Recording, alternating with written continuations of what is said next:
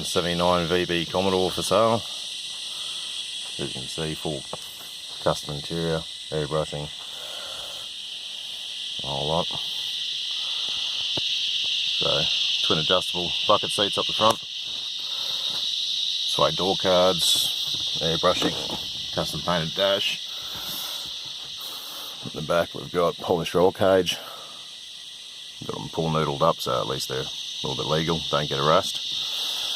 SLE back back seats, new covers. The carpet's fairly new on this car too. Seen bugger all use.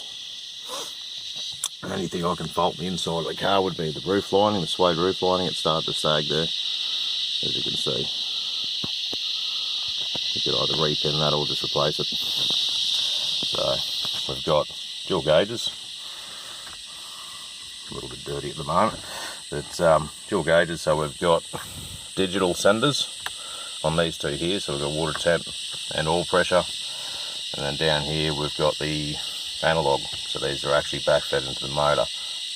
So we've got oil pressure and water temp. The water temp one I don't actually have hooked up at the moment, so I need to get an adapter to run to. So I've just got two different types of gauges for backup, just to make sure you're always on top of it. And these ones have a built-in warning function. If it ever gets into a region you should be worried, it just starts beeping loudly and flashes. So don't have to watch your gauges. Let's start this thing up. So high flow external fuel pump. Put that on. A little bit of a press.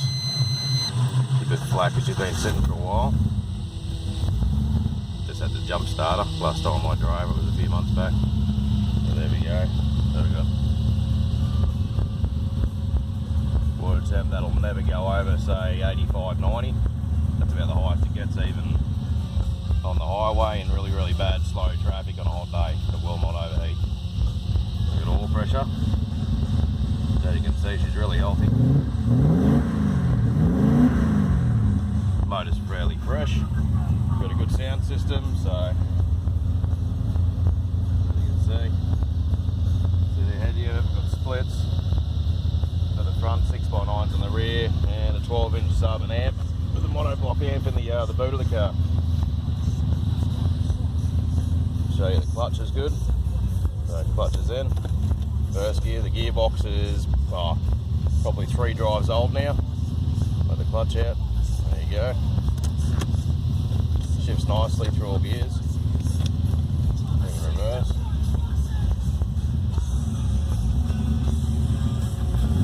All the gauges work. The only gauge that doesn't work is the factory oil pressure one. So we have to replace the sender tube with obviously the two sensors for the ones I've got in the car mounted aftermarket. But temp works, volts work, speedo works, odometer works, the whole lot.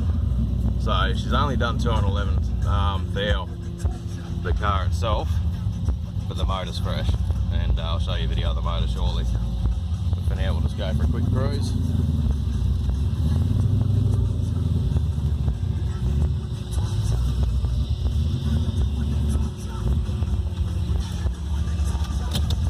Let's put that handbrake off.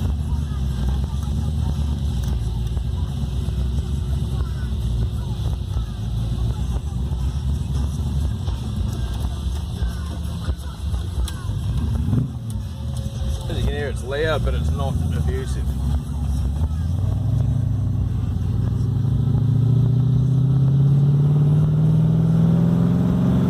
I mean, she's got some poke, this thing. Plant the foot in. That was the back end letting go.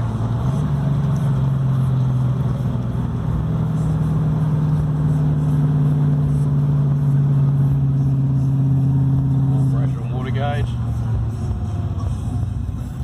Luckily enough, I live on a private road, so I've got this one stretched out in front of my house.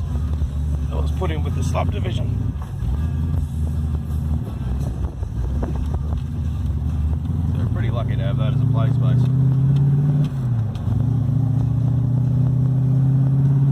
So, there we go, we're in second gear. Here, I'll put the foot down.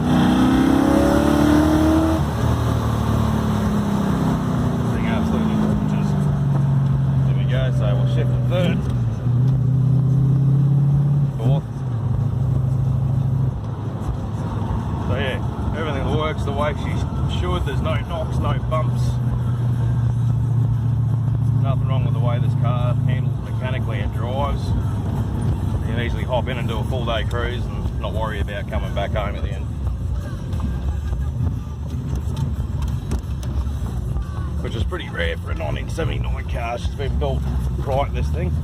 Obviously no power steering.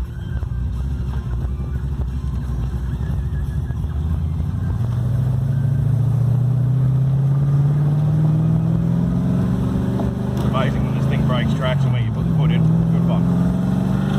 Got a really nice spark to it.